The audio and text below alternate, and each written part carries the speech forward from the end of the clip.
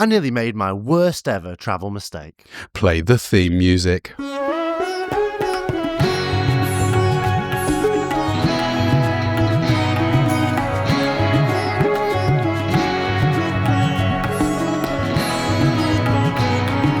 Hello and welcome to this episode of Tripology. I'm Alun and I'm here with the ever unshakable Adam. Alan, mate, I feel shaken and stirred this week. Oh, like a Bond-esque martini. What's been going on? Where are you? Why are you there? And is it to do with travel? It is to do with travel. Do you think I look a little bit like James Bond this week? I've sported the turtleneck for some reason. James Bond, of course, well renowned for his love of turtles and necks. So I would say, yeah, there's something Bond-esque about you for sure. Yeah, well, it is to do with travel. I feel like, mate, I've been travelling so much over the last few weeks. It's been, I think, like 5 or 6 weeks now that I'm on the road, and I guess this is somewhat of an announcement because we haven't really addressed it on the podcast, even though I alluded to it. Oh, God. Are you getting married? No, you would know about that one. I'm not getting married, no, but I have been travelling all the way through Europe overland from London, and I've made it to Skopje in Macedonia. Wow, Skopje. I've always wanted to go there and I can't wait to hear all about it. You fucking liar. Go on. Are you having a good time in Skopje? Where is Skopje? Is it Macedonian? Good fucking question. No. Yeah, Skopje is the capital of Macedonia. Wow. And I can't tell you, mate, I've been learning so much. Don't test me on my knowledge, okay. But I've been learning so much about the Balkan region and sort of Yugoslavia and all of the relationships between the countries. And it's sometimes a little hostile, as you can probably imagine, but I think being here is probably the best way to learn. Okay, yeah. Well, dude, I'm so fascinated by your journey because you've been doing it completely overland, buses and trains and all that jazz, haven't you? Oh, yeah. Yeah, I've taken probably like 8 to 10 buses, a few different trains. I got a lift from someone as well. Got a little ride in a car, so that was quite nice. But I would say that travelling Europe at the moment, and I don't think that it's going to get any better, is prohibitively expensive, even for the budget traveller. Even for James Bond himself, getting in people's cars and propelling himself around the Balkans based on his own sexual charisma and naught else. Yeah, I can imagine. That's why I'm not in Europe right now, is because it's prohibitively expensive. I can't even afford to be at home in the UK. I have to travel. It's not this vibrant, beautiful, spiritual thing where I'm on a quest to find myself. I simply can't afford not to. You seem to have picked up somewhat of an accent. Where on earth are you? I can hear a bit of a twang there, mate. Look, for people watching video, they can see we're very much in a classic Tripology situation. We're both travelling. I'm talking to you from a dorm room. I mean, it used to be commonplace in the Tripology world, didn't it? Go back and watch previous episodes. You'll see we're always in a dorm. The content is questionable, but my goodness, are we in dorm rooms? And that's one of the best things about it. So I'm still in Brazil, mate. I've been here for over a month now, because I had that wedding, hear all about it on last week's episode. One of my best mates got all good and married, and I thought, God, I've crossed the ocean. I ain't going to fly home without trying to find love of my own. So I decided to keep on gallivanting around Brazil and just see what the country has to offer. My goodness. So I've never been to Brazil, so I'm really looking forward to hearing a story about Brazil. But how would you describe in a few words what Brazil and Brazilian culture's like? Because you've been there a couple of times now, right? Yes, there's music, there's dancing, there's fried food, there's beautiful human beings, and there's a lot of partying. My alcohol intake has increased from being 0 in the last year to almost 100% daily rating for this year. So it's changed my personality in quite a visceral way. But I'll tell you what, I nearly made what now would transpire to be my worst ever travel mistake whilst in Brazil. And I want to talk to the audience about that because I just want to educate them not to do what I nearly did. Okay. I feel like I'm going to learn a thing or two about this as well. Well, you were instrumental in me not making the mistake, actually, Adam. You and a couple of other people. So thank you in advance, yo. But I'm going to just tell the story right now. I don't suppose that had anything to do with drinking too much, did it? Because I, like you, have been tucking into the old alcohol alcohol, trying all of the beers of the different countries, the national drinks. And I've got to tell you, mate, it's taking its toll. I'm not quite snoring yet, but when I get to snoring level, I'll be cutting it out altogether and only drinking martinis. Yeah, well, both of us have stopped taping our mouths shut. That's an old tripology reference. But me and Adam used to sleep every night with our mouths taped good and shut. And these days, snoring out, wearing turtlenecks, can't afford to go home. It's a real nightmare for the tripology boys. But I'd experienced Brazil before, but I thought I'm going to experience the northern regions. And my friend of the show, Orla, she was traveling all around with me. We went up to Rio de Janeiro, hiked up to Christ the Redeemer. We went all the way up to Salvador. We were chilling on the beach. We were drinking. We were partying. We were meeting travelers. We were having a proverbial Brazilian whale of a time, Adam. It was ever so good and fun. I was going to samba parties. I was eating feijoada. And I was going, my goodness, Brazil, what a wonderful time. But Orla went off to do her own adventures around Itakari, that sort of region. And I was left feeling a little bit like, do you know what? I've been to Brazil before. Mm-hmm. I've had this fun little sojourn up around the northern parts of Brazil, but my friends left now. And I didn't really have South America on the cards for this year. My heart was still kind of in Asia. I knew I wanted to go there. And right down south below Brazil, there's two little countries what I'd never been to before, Paraguay and Uruguay. Oh, Montevideo and Asunción, the two big cities. I wanted to go right up inside them and see what they had to offer. Okay, that's very normal. I know that you like to explore places that you haven't been, and I'm sure that the fact that they were on your doorstep and the fact that you'd already been to Brazil was not even really a conundrum. I mean, I would have thought for you it was a no-brainer. Yeah, a lot of people were saying that. They were going, it's a no-brainer. Why don't you go and tick off a bunch of stuff? And it was really tempting, but I texted you and said, oh, mate, I think I might just F off to Montevideo tomorrow. Yeah. And you said, oh, that's an intriguing decision. I always use the word intriguing. I love it. Yeah, why do you want to... Oh, what a curious endeavour that you're deciding to embark upon, my best friend. So you said, well, why do you want to leave Brazil so much? And I was like, do you know what? I'm just kind of in a bad mood, really. Yeah, I think wow. I've been drinking a lot. I've been partying a lot. And I just kind of wanted to go off to somewhere else. And I realized at that point that I was using travel in the way that I used to use travel back when I first started, which was to run away from psychological problems. Yeah.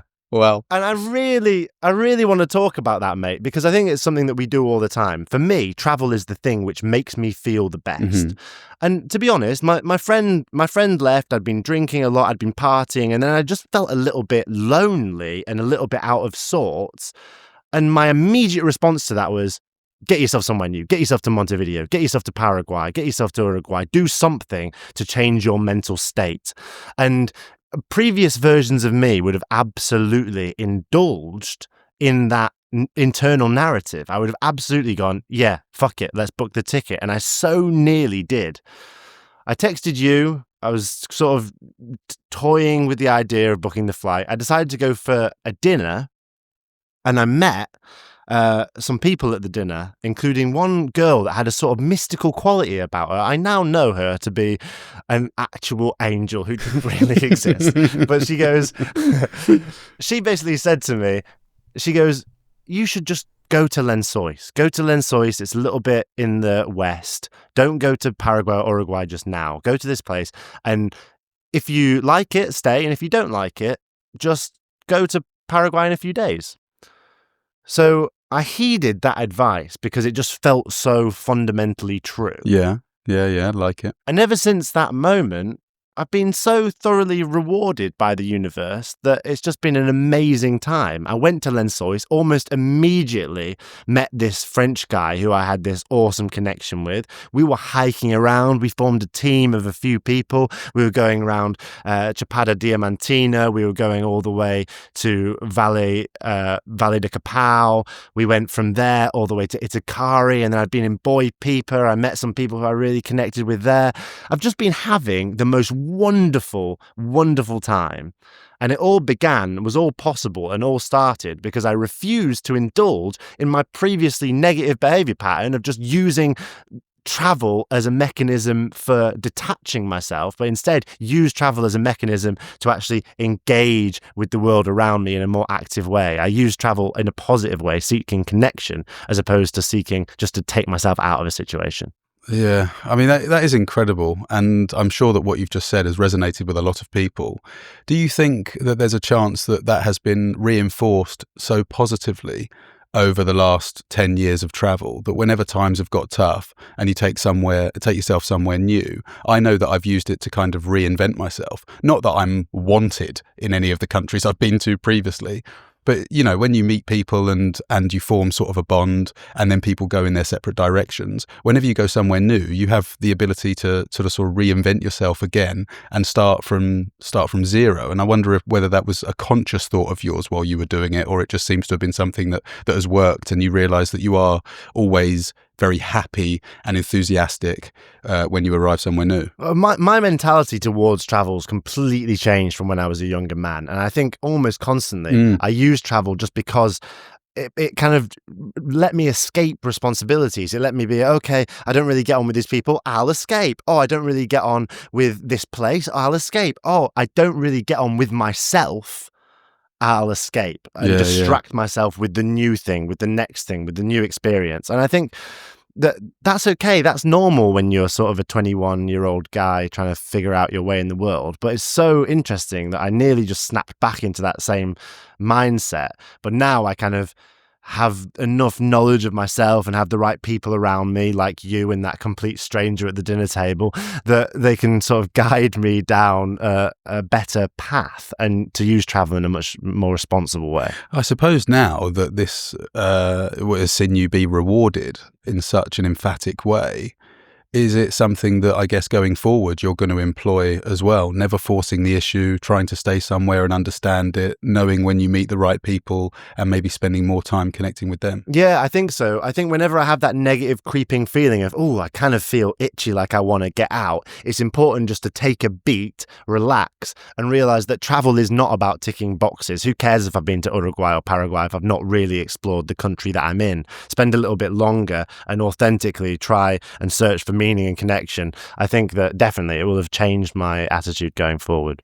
Yeah, I think that what I would say to that, and that's really appropriate that you've mentioned it, is that I have been traveling quite quickly, much more quickly than I would have liked. And I want to preface this by saying, if I was to go to countries like Hungary or Austria and visit the cities that I've been in, I would probably only go there for the amount of time that I've been to see them anyway, right? I'm doing like a long trip overland through all the European cities that I've missed so dearly over the last 10 years because I've been living outside of Europe. But what I've found is that because I'm sort of under a time constraint in that I'm moving to New Zealand next month, and if I don't activate that visa by the beginning of March, I will lose it. I'm actually taking myself away from places that I want to stay in. Yeah. So it's like it's almost the inverse of what you're experiencing, and I'm just having to tell myself that this current trip that I'm on has a different focus, and I have to be comfortable with that. Yeah, and I think being adaptable and understanding where your strengths and where your wants and desires lie whilst you're traveling is just part of experience, isn't it? Equally, I don't think it's good to get attached to the idea of, oh, I have to be in Brazil for this length of time. And if going to Uruguay or Paraguay was ultimately what would have made me long-term happier, then I think that would have still been the right choice. But in this case scenario, I just had to be honest with myself that I was trying to run away. So it depends, whatever kind of works for you in the moment, and experience will tell you that. I think what's amazing about this conversation and your experience over the last few weeks is that even after 10 years on the road, we are still learning. there is still things for us to learn and to realize about ourselves and others, and how we sort of interact with and engage with a location and the people around us. It really is quite amazing, mate. I'm so proud of you, honestly. Well, thanks. But you know what? We are still learning, and this has been an incredible month, but it's not without its hang-ups, its problems, and its foibles. And I really have to tell you one of the negative experience I've had in the last month, but I will do so after a brief meditation break.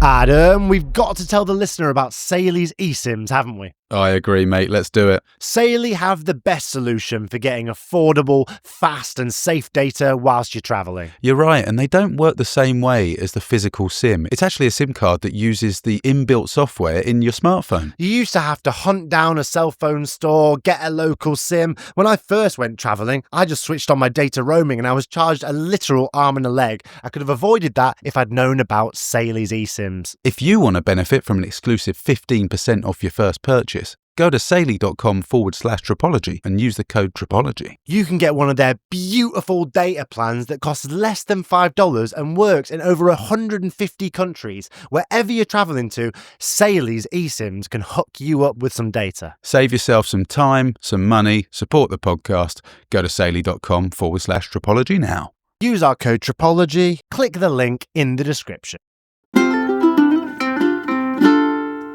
Like a traveller checking off all the countries what he's been to on a great big long list, allow your conscious mind to return into your brain as I tell you just a few of the things what have happened to me since I've been touring around Brazil.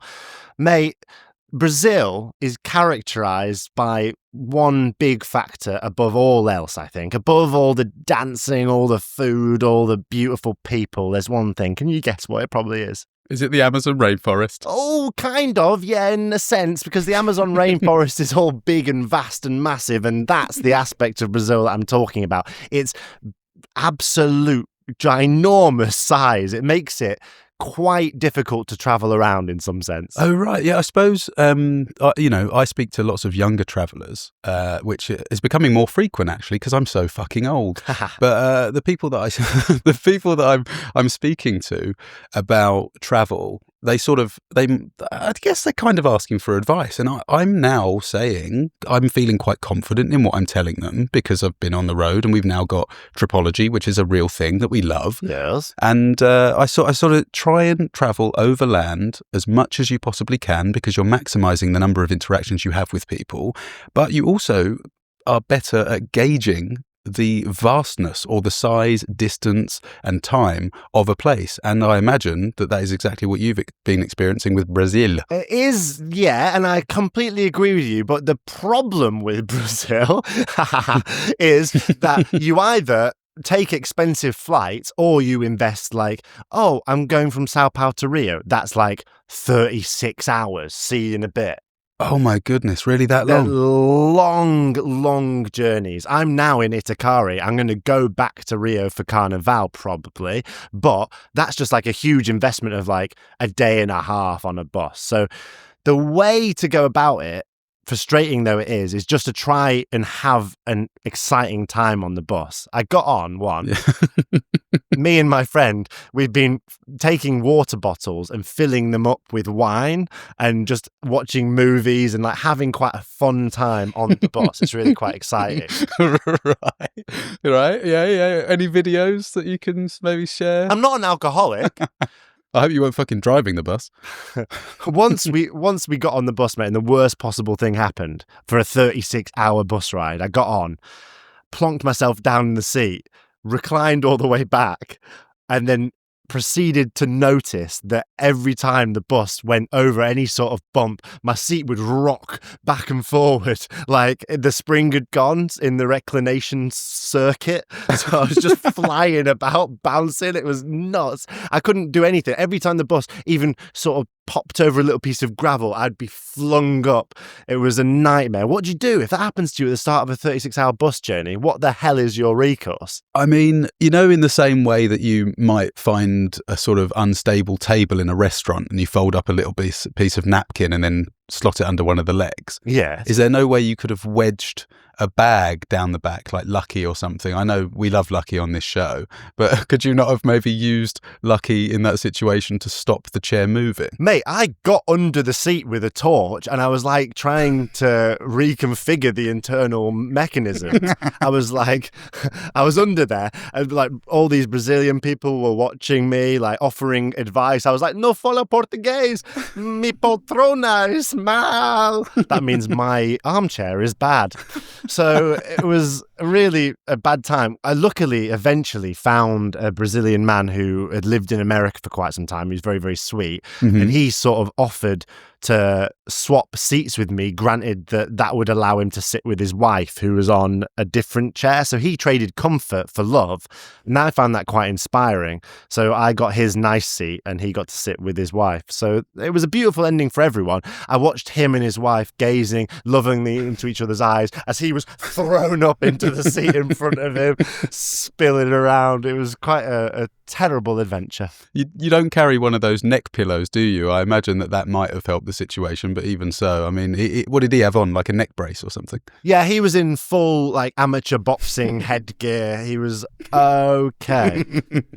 Oh man, it was a hell of a time. I'll post a story of that on the Instagram at Tropology Podcast. But buses have been a recurring problematic theme throughout the adventure, and you know, I really want to know what you would have done in this situation. So we have a little item on the show. It's hypothetical travel scenarios. It's called Tripological Reasoning. Play the theme music. Tripological Reasoning. Tripological reasoning, driving me insane. Oh, what would you do? Tripological Reasoning. Adam, what would you do?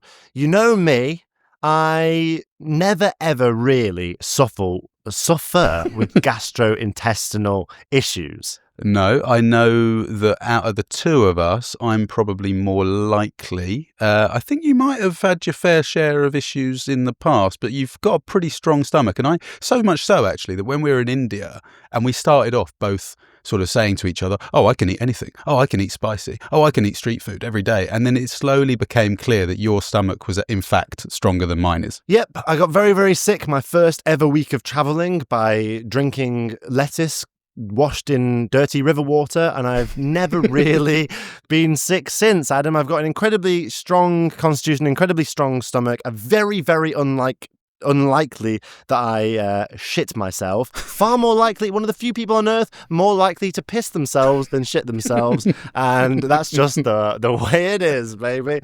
So listen, I'm on a bus. A long bus ride, yeah? You know how they are. I've talked about them. There's no toilet on this bus. Brazilian buses, famously quite good for toilets, but this one, it's about an hour journey. It's sort of the third leg of a trip. Yeah. And basically, I feel a feeling deep inside. Oh my goodness. What, you just know, this is like Indian territory. This is just, one of those kind of, it's happening and I've got to react. Well, because I so rarely desperately need to shit, yeah, I don't identify the feeling immediately. What at first I think is, oh, that's unusual. I say to the person next to me, a beautiful French guy, I really like him, I go, mate, I'm feeling pretty miserable here. Like, what are my options, because there's no toilet. He was like, oh God, yeah, it's a funny one. And then it proceeds to get so much worse that it becomes undeniable. And he says to me, so he provides this option. He says, mate, if you're really in trouble, we can get off the bus and just hitchhike the rest of the way. Yeah. That's option one. Perfect. There are no toilet stops on this bus. There's very, very limited linguistic interaction between us and the driver. Mm-hmm. They're like stopping for 10 seconds to like let people off, and then they're booming off driving. Yeah, I bet. What do you do in that situation, Adam? And it's becoming imminent to the point where, okay, right, you have to, at this point, know. I mean, let me tell you, I got to the point where I actually had with quite good knowledge that in 30 seconds I had 30 seconds. Basically, the 30-second timer starts. You need to act now. What do you do? Yeah, I think the answer for me is pretty short, mate. I just get off the bus and worry about whatever happens afterwards. You just have to stop the bus driver and say, oh, you've got to kick me off now. You get off, you find a bush or something. I mean, I've got no idea what sort of landscape you're driving through, but I imagine there is a place where you can go and hide. hopefully. Yeah? Yeah. Yeah. There's hiding spots. There's like a forest to the right, actually. Perfect. Okay. So do you? There's a two-tiered hypothetical. This. So firstly, you're making the decision. You get off the bus. You bring your friend with you, and then you worry about that later. Yeah. That for me feels the best now. I really appreciate that the French guy is willing to come with me. That's very loyal of him and understanding. And I think in that scenario, I know that it's either an untold amount of embarrassment, and also it's very impractical to be covered in shit. Yeah. I think it's much better to just worry about, I don't know what time of day you would have ended up needing to hitchhike, but let's just hope that you had enough time to do it while it was light. If not, at least you didn't shit yourself on a bus in front of a load of people. Yeah, I mean, I understand you're trying to take the path of less psychological resistance, but for me, having to like bring my friend off the bus and do all that, that's quite psychologically heavy as well, because, you know, it's like really inconveniencing another person, which I'm not want to do, you know?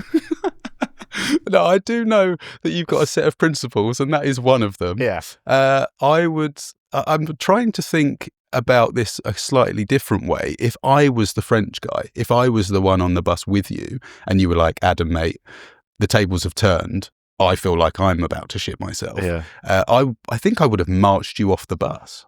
I would have just grabbed you by the scruff of the neck like a mother cat does to its, kitten. Yeah, and you are like when you're feeling so ill like that, you are in a vulnerable state where I think you probably could pick me up by the scruff of my neck and taking me out. But I had to think fast, and for me, scatological stuff I find quite embarrassing anyway. I'm an immature man, so I basically typed into my phone on Google Translate. I said, Yeah. I am going to be sick. Please, can we stop? So at that point, the bus pulls over. Yeah. And I run into the forest, right, leaving the Frenchman aboard. Okay. I ran so fast that I ended up losing one of my earphones, like on the journey somehow, some way. I found that out later. I run into the forest just out of sight of the bus, drop trow, and it just goes off. It just goes off out there, right?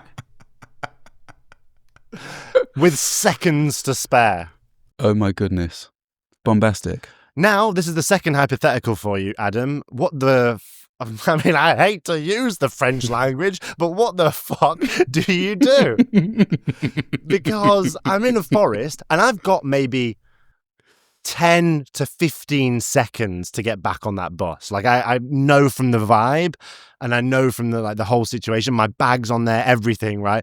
They're kind of like revving the engine. Oh yeah, wow. And I've just done this thing. Yeah, okay. There's a few dried sort of autumnal leaves scattered about.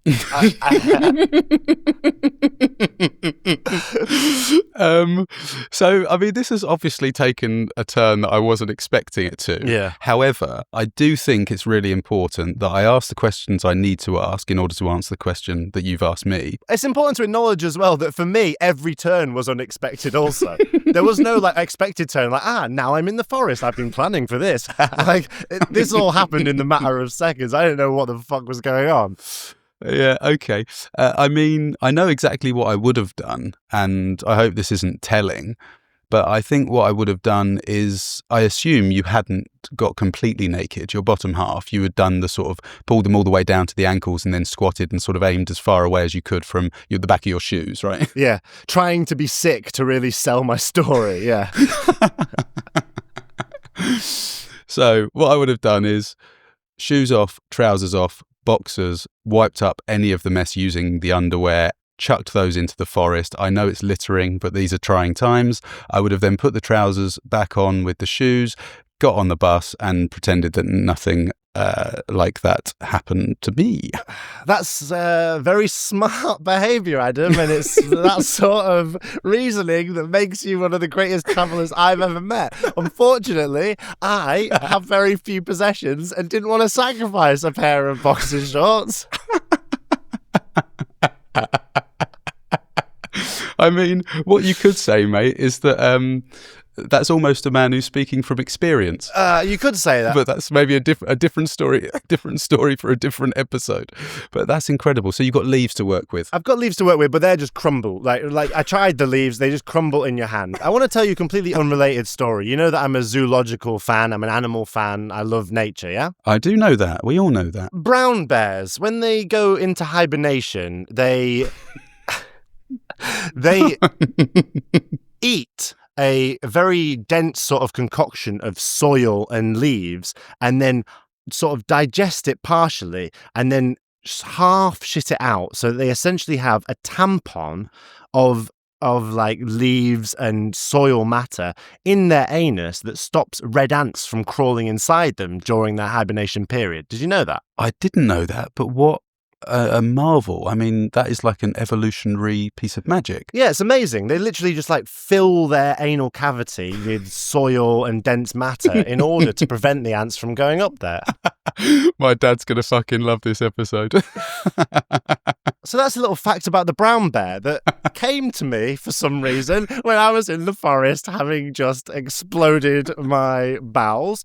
And I couldn't help but thinking, what a resourceful animal. I still don't know where this is going, but unless there are some brown bears that inhabit that sort of space, then I'm not really too sure what your options are still. Yeah, I mean, I didn't have time to digest the soil, Adam, so essentially what I'm telling you is I filled my pants with soil and got back on the bus. How is this not a Patreon episode? I mean, because to my frazzled, like, ill brain, that seemed like the best option. You filled... So in order to mop up the sort of whatever was left, the remnants, you've just tried to dry it out, as it were. I just packed as much soil and dry matter in there as I could.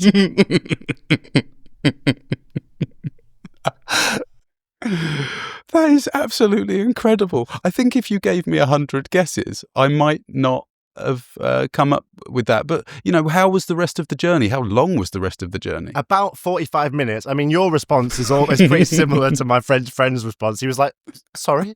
You did, what did you do? T'as fait quoi? Yeah. Yeah. So I then arrived in Itakari and checked into the hostel.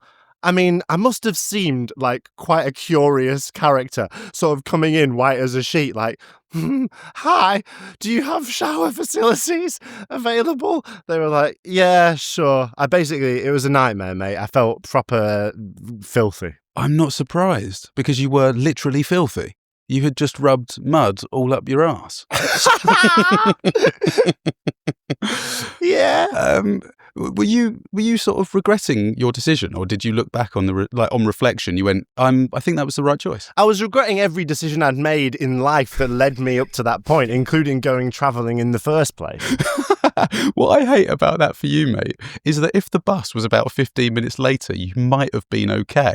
Yeah, there was a lot of things that would have led to me maybe being okay. If I'd thought to grab a fucking water bottle with me when I went into the forest, I'd have been okay.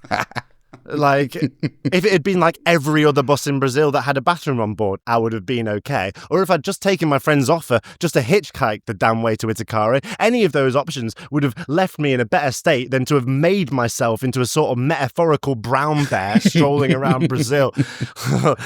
It was truly mental. That is quite extraordinary. I'm even like trying really to imagine you getting back on the bus and feeling so uncomfortable, because I guess it was quite granular, was it? And you could feel it moving around. It was almost a bit sand-like in there. And I mean, at which point did you tell the French guy? I'm not entirely sure that there wasn't some Brazilian wildlife in there with the soil.